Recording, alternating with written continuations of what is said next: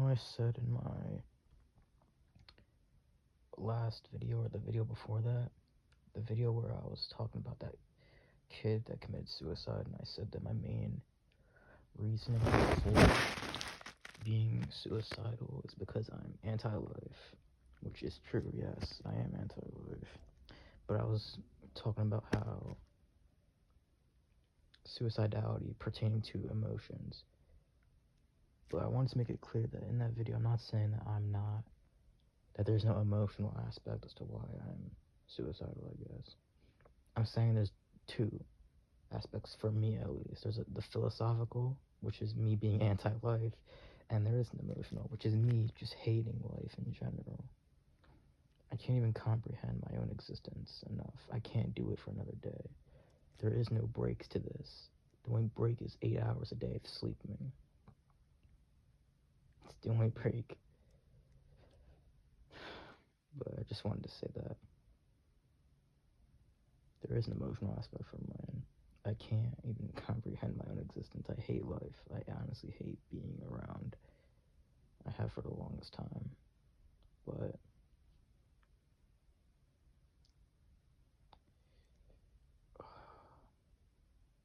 like, I'm not gonna say that,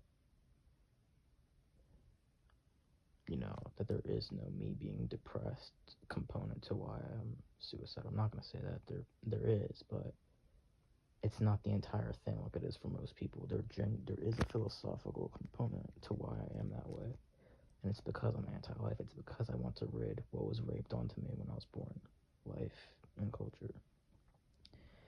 And I keep repeating myself, and I said several times in my previous videos, nothing matters. Nothing I do matters. Nothing I say matters. Look, literally, nothing I say matters, because it just doesn't matter. It's not going to do anything. It's not going to stop people from raping 400,000 babies a day, or however many babies are born every single day. It's not going to stop that. It's not going to stop that. It's not going to do anything. Nothing truly matters. Even suffering doesn't matter. Suffering is just suffering. It's just a result of life.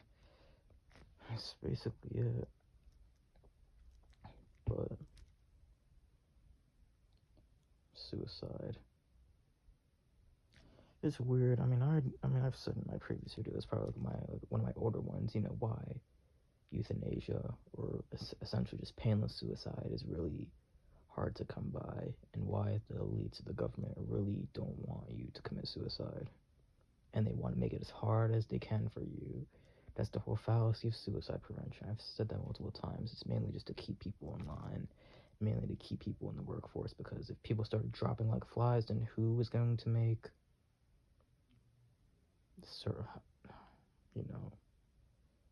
who's going to make life, I guess you could say, better for the elites or certain people? But even that doesn't matter. It's because it's not life affirming. It doesn't affirm to culture standards or just life in general. That's the number one reason why no one wants you to commit suicide. They deluded themselves into thinking life is inherently valuable. What else is there to say? But I don't know. I just can't comprehend life anymore. I can't comprehend my own existence. I can't comprehend everything that's been imposed onto me. Whether it's cultural values, just life in general, family, or just any other stupid tool that's used to maintain civilization, or just anything that's imposed onto me. I just can't comprehend it anymore. I can't comprehend it.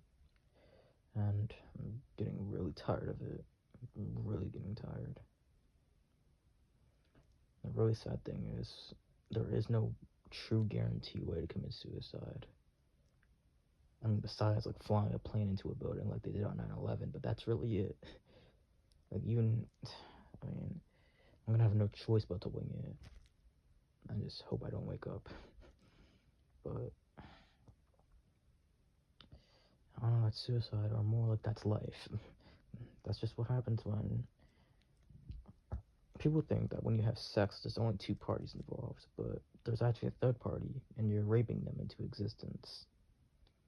People love to talk about consent. It's so hilarious. Why do people love that word? Consent, consent, consent, consent. Like, you give a fuck about consent. You don't give two shits about consent. Consent's only, like, fucking useful for you when it comes to sex. Not when it comes to imposing cultural values onto people. Not when it comes to childbirth. Not when it comes to anything else you do. Just sex. And no, I'm not justifying rape, because rape is literally just, I mean, there's no justification for anything. That's an emotional reaction, a response, justification. This is justified. Justified. It's strong personal delusions. There's no justification for anything. Things are just the way it is. You got raped, so, well, that's what happens when you were forced to live. You were raped by your parents, and you were raped by some man that wanted to rape you. That's what happens when you exist. Lesson learned now. Don't, I don't know, don't rape other people into existence. Maybe if you hate rape that much. I don't know, man. I'm just going off the cuff. I'm just saying random shit, but what else should I talk about? Oh yeah. I've been disassociating a lot. I mean, I always do, but I don't know. Kind of a lot more frequently. And when I'm, like, I don't know, around people in, like, a controlled environment for a week, which is literally school, or even just one full day, like 1 8-hour period, for some reason when it's over, like, I'm kind of used to it, like, temporarily, and then, like, when it's over, it's like a shift. I'm like, oh, and then I feel, like, weird. I'm like, what happened, you know? I can't adjust to the shifting, but after certain, like, if I'm isolated for, like, 4 days, then I'm completely used to it again, and that's how I spend 90% of my time, completely isolated. But for some reason, when I'm in a controlled environment with a bunch of people for X amount of time, I get used to that too, and then when it disappears, I'm left in shambles, I guess, even though I genuinely don't like being around people that much. It's really fucking weird. But I guess that's why within a few days, I'm used to complete isolation as if I'm in solitary confinement. Like, for a first day, 2, or I don't know, maybe for some hours, I'll be like, what's going on? What's happening? Why is this happening? This is weird. But after a few days, I'm completely fine with being isolated. And by isolated, I mean, like, complete isolation. I don't have contact with many people at all. Like, solitary confinement couldn't really be a good use of a punishment for me, to be honest. It really couldn't. Because I already have extremely limited contact with people most of the time. But I don't know, I just wanted to say that because it's just kind of weird how, like, that happens, the shift, and I can't comprehend that either. But what else can I talk about?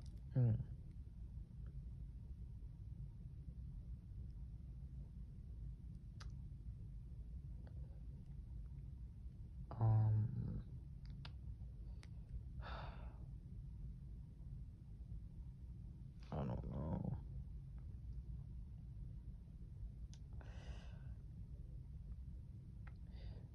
I could go back to talking about consent. It's really funny because it seems like that only matters when it benefits certain people. I don't know. Because for some reason, just no one gives two shits or bats an eye about consent when it comes to childbirth. Like, I don't get that. I didn't consent to being born. No one did. Sure, I never wanted to be born, and not everybody wishes that we're never born. Some people, I guess, are glad they exist, sure, but everybody, I mean every single person that's ever existed, never wanted to be born. No one consented to this. It just happened. I don't know, you were raped into life. You were raped into the enculturation process. You were raped cultural values that were imposed onto you. Rape, lack of consent, and forceful imposition of suffering. that can be defined as, actual rape and, well, childbirth. Like, like literally, I don't see the major difference between the two. They're really similar. Yet, one is perceived as one of the worst things ever, and the other is perceived as one of the best things ever. It's really fucking weird. It's really strange how morality works, isn't it? One is perceived as one of the worst crimes ever possible, but the other is perceived as a life-affirming thing that everybody should do. I don't fucking get it. It's really strange. It's so benign because, like, they both have the exact same principles, properties, whatever you want to call it. Yet one is perceived as great and the other is perceived as terrible. You've got to be fucking kidding me. They're literally equal. They're equal. Rape. We're all raped. Literally. What is family? Have you ever thought about that? And no, I'm not saying, well, you didn't get to choose you didn't get to choose your family, but yeah, you didn't. But like the whole concept of family itself is actually coercion. One step below rape. You're coerced into a family. And why is coercion close to rape? Well, when you talk about sexual coercion, it's close to rape, but it's not rape yet. There's not like an actual, there's very limited, if like no consent at all. There's like basically no consent, but one party doesn't really want to engage in it, but the other party is semi-manipulating them into doing it. But there is no actual like no, there's no like actual answer of no, but there isn't a true given consent. So technically there is a lack of consent. That's what coercion is, and that's kind of the same thing with family. We're your parents, so of course we love you, and just all those typical family values. So of course we'll love you, family this, family that. Everyone has a family. You have to have a family, but it's really coercion. You were coerced into that family. You were coerced into, quote, loving that family. I mean, if you really think about it, like, would your parents actually give two shits about you if they weren't your parents? I mean, it's on a personal level. It's the only thing that actually ties your, quote, relationship together, the fact that you're just genetically related. That's the basis for everything. Because if that's the case, then I probably would have, like, absolutely nothing to do with my parents. The only reason my parents are even significant to me is because they raped me into existence. In my eyes, they're probably the two worst people to ever exist in my eyes.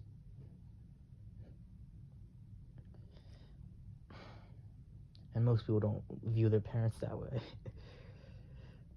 But I guess I'm just the epitome of what's not normal, I guess. I don't know, man. I don't know. I talk about rape a lot because, I don't know, I was raped by life. We all are. I'm raped almost every single day by someone trying to impose their cultural values onto me, whether in person or online. So, I was gonna go somewhere with this, but I was gonna think,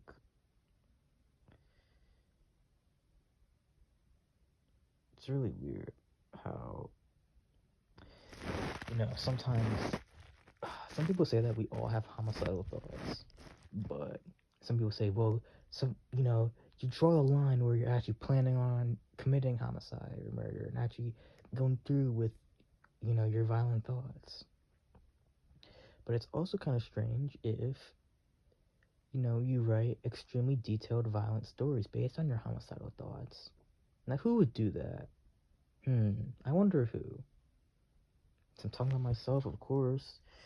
I know a lot of people would say that's not normal, to write extremely detailed stories based on violence and just homicidal thoughts. But why, and even rape, why would you do such a thing? Why would you write stories based on, homicidal thoughts, violence, and even where rape is included in some of them? Why would you do that? I don't know, especially about the rape part. Maybe it's because I've been raped every fucking day by cultural values. So of course I'm going to write just shit about that. It's weird. It's almost like a pattern where if you're imposed to a certain behavior all the time, then you're more inclined to do it. And no, I'm not saying I'm going to be a future rapist or anything like that. I'm just saying if I've been raped metaphorically, when I say rape the entire time, I'm talking about metaphorically. If I've been raped like that, if I've been raped metaphorically, like for most of my life, and I was unaware of it until recently, then of course it's going to be on my mind damn near all the fucking time. So of course I'm going to write stories where rape is involved. Of course I'm going to be fucking angry. Of course I'm going to be fed up about it. Like, what do you think?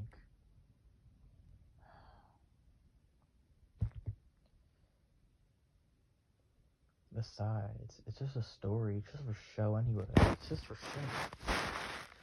It's just for show. Let's not act like those things don't happen in real life and you live in some dystopian paradise or some bullshit. I don't know, man.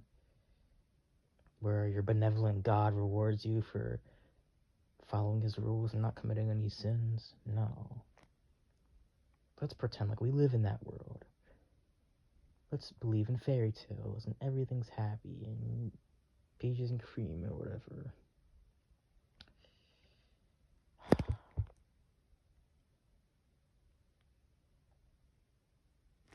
Literally my last video that I made before this was called Done With Life. I wish I was truly done with life. I'll never actually know when I'll be done with life. Even if I attempt suicide, I won't know. There's no 100% guaranteed thing. I'm just gonna have to wing it, like I said earlier. That's the fucking terrible part. You're essentially forced into existence. You know, it's really weird. And the reason why I'm so fed up, because like most people, for some reason, they're not thinking about this all the time. They're not fed up about and angry about the fact that they were forced to exist.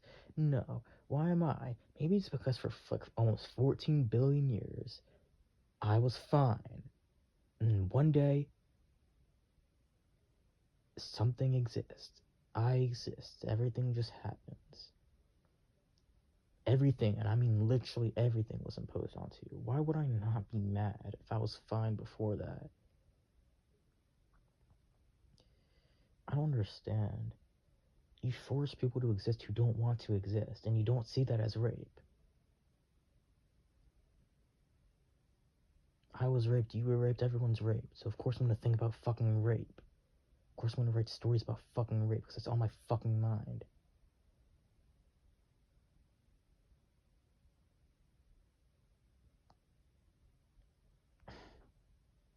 It's like rape is so prevalent in society because that's what keeps civilization going.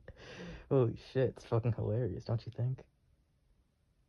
You know, people attribute rape to the fall of society, yet these type of rapey behaviors, rape-like behaviors is the only thing that actually maintains civilization. Not even just civilization, just the human race in general. Even if we were all feral, that same behavior is what maintains the existence of our species. That's it. It's not even just civilization at that point. Civilization is maintained, yes, through this rape-like behavior of having children, but also through the cultural indoctrination of children. It's both. But with life in general, it's just rape. It's literally just rape. That's it. Life is rape. Life is suffering. Life is deprivation. Life is monotony. Life is everything. Everything other than death.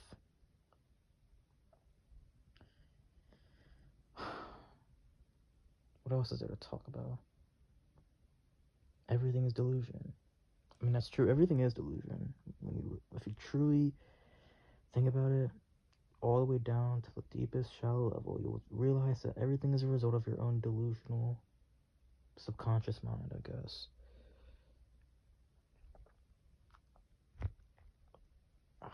It's just so... like, this is literally a prison. Life is literally a prison, and we're condemned to it. We're forced to. We're forced to just serve time. Like we're literally forced to serve time.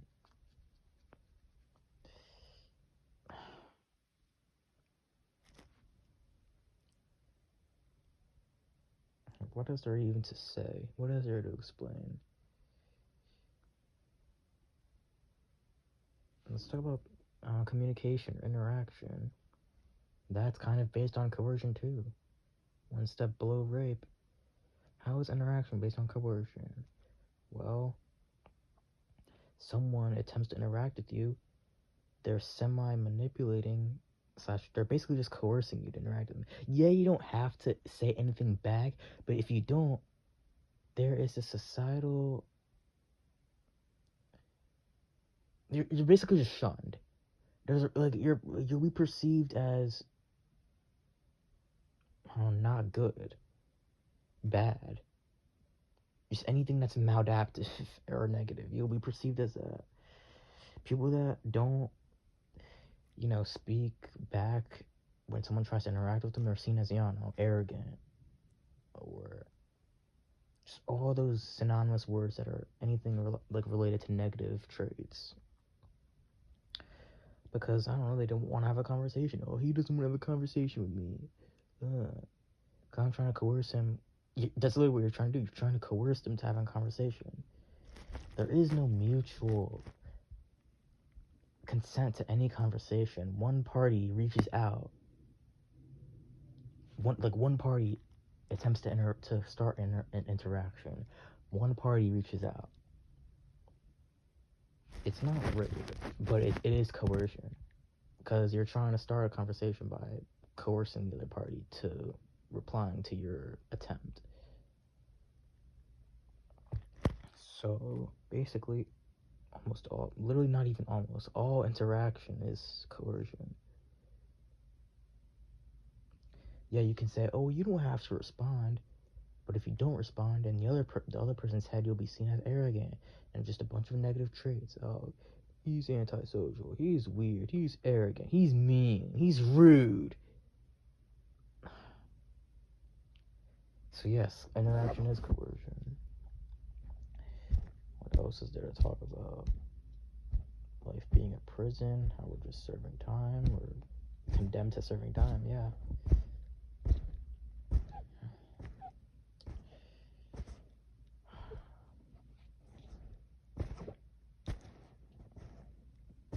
It's weird.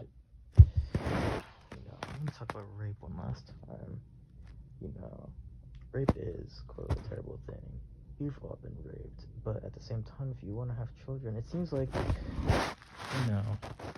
there's this behavior innate in us that we just have to keep forcing things. Everybody forces things at some point in their life, so everybody has rape-like tendencies. Everybody. But, some people choose not to have children, so, sure. You're not actually forcing people to exist, but parents, oh man, the audacity that they say. They claim that they're like some, I don't know. A lot of them claim to be like, ethical. Just people that claim to be anti-rape, they're so ethical. You have children, though. You're no different than the rapist. You're literally no different than the actual rapist. Like, I don't get what you mean by you're so ethical. Ethics, morality, it's all bullshit to me. It's all just a bunch of tools to maintain civilization. I've said that a million times on here, but they claim to be that way. They claim to be ethical, yet if you have children, you're no different than an actual rapist, buddy. You don't claim to be anti-rape if you're pro-childbirth.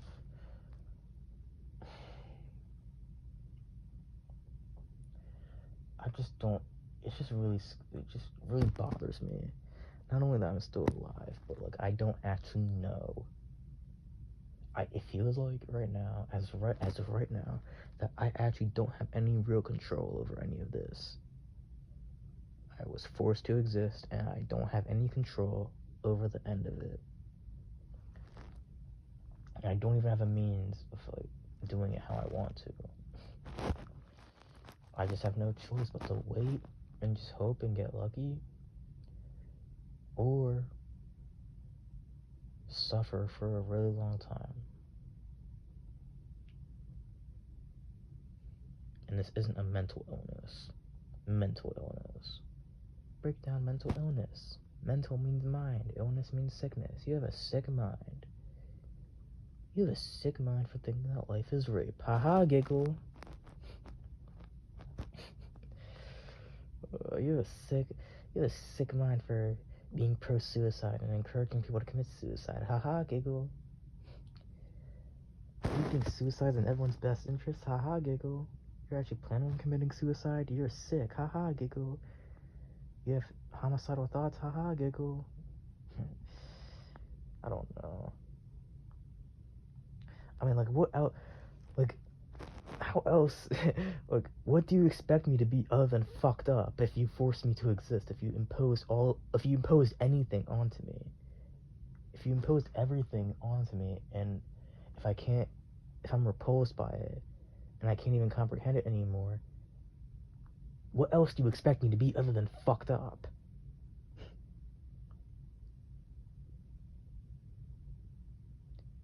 This is fucked up already. Like, what is wrong with oblivion? What is wrong with nothingness? Nothing. That's the, like that's the thing. That's the whole hysteria that I have about it. There's nothing wrong with it. Like, there's nothing right or wrong about it. It's complete neutrality. It's fucking perfect. That is happiness to me. Yet no one can see it that way. There has to be some input. There has to be something to exist. There always has to be something, because they need pleasure. Pleasure's good. Who would not want pleasure? Because what the fuck is pleasure? It's just a result of a deprivation, which means you're not really happy. It's just, you're just going through the motions yet again and again and again, because that's what you do in life. I don't know.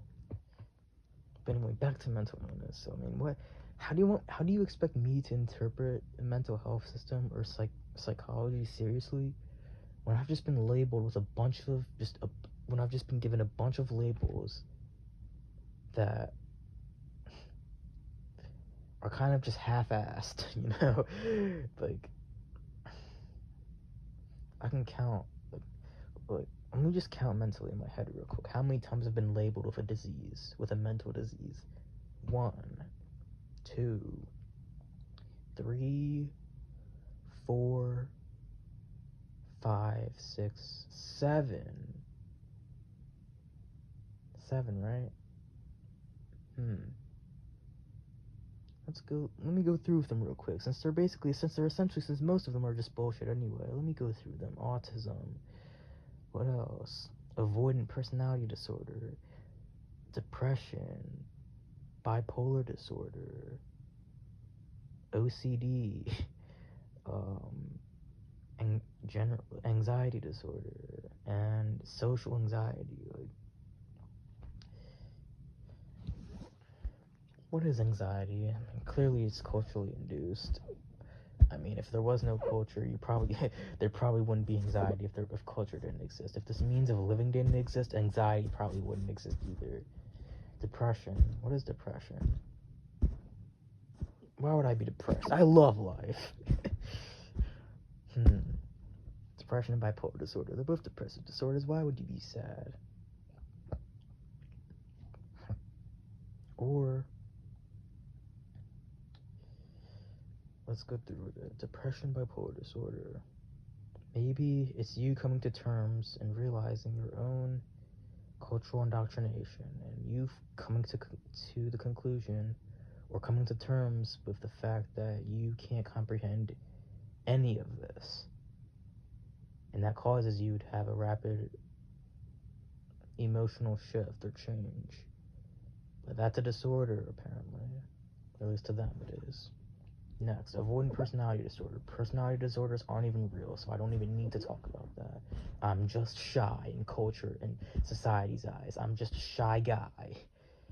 That's avoidant personality disorder. How many did I just break down?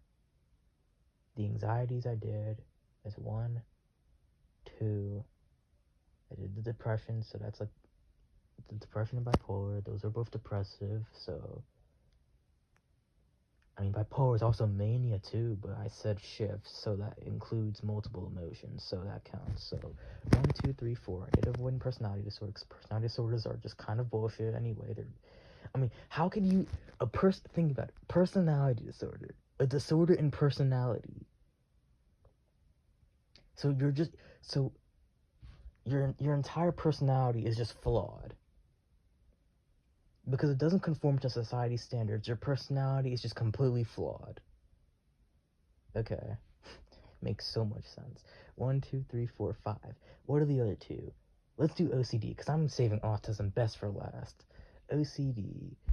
Kind of like... OCD is a weird one. I might be more inclined to think that it's actually kind of real, but I'll believe that if I see brain scans that actually correlate it. So maybe. I'll put that in the maybe category, but at the same time, it kind of is culturally induced too. Yet again, everything is induced by life. Life induced, that's a new word. Induced by life. But OCD, I don't know.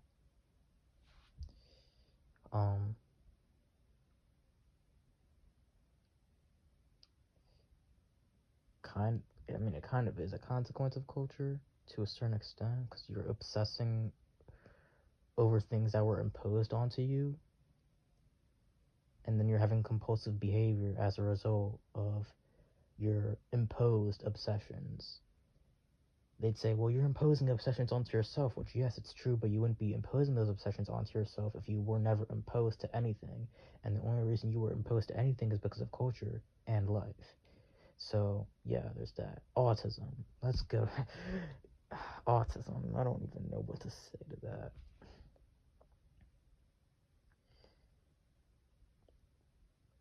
I'm just gonna say autism is just a label for someone that's really hard to impose cultural values on. That's all I'm going to say about autism. I'm autistic. Or at least according to doctors about 15 years ago, I'm autistic. 15, 16 years ago, yeah. I have autism to them. But in my eyes, I don't have any of the things I just listed. But in the mental health system's eyes, I have all of this. I am one mentally ill man.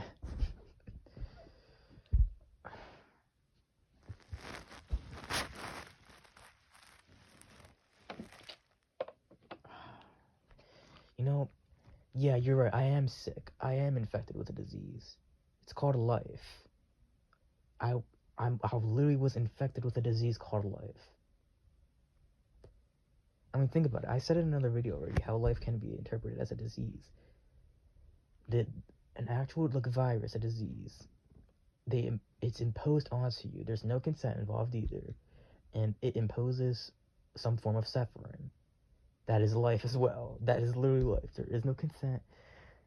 When you're forced into existence, I said that before, so there is no consent. Life is imposed onto you. There is no consent. And it can cause, and it's just an imposition of suffering. Because awareness itself is suffering. Awareness is the root of all suffering.